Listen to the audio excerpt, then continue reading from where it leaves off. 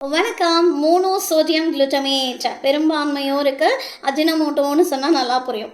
ஆனால் அஜினமோட்டோங்கிறது இதை தயாரிக்கக்கூடிய கம்பெனியின் பெயர் தானே ஒழிய இதனுடைய பெயர் மோனோசோடியம் குளுட்டமேட். இது கரும்பு, கோதுமை, பீட்ரூட் இதிலெல்லாம் சாறு எடுத்து அதை ஃபெர்மெண்டேஷன் பண்ணி அப்புறம் கொண்டு வர சால்ட்டு தான் இந்த சால்ட்டு.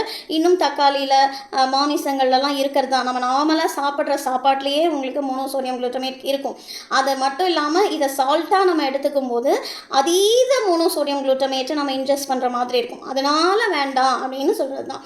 ஏன்னா இதோட பயன் அப்படின்னு பார்த்தா அப்படி ஒன்றும் இல்லை. அதோட பயன் அப்படின்னா டேஸ்ட்டை மட்டும்தான் கொடுக்கும், வேறு அதனால் எந்த பயனும் கிடையாது. அப்போது இதனால் என்ன விளைவுகள் ஏற்படும் அப்படின்னா, சில மிருகங்களை வச்சு, எலியை வச்சு டெஸ்ட் பண்ணதில் இதனால் ஒபிசிட்டி, உடல் பருமன் உண்டாகும் அப்படின்னு கண்டுபிடிச்சிருக்காங்க.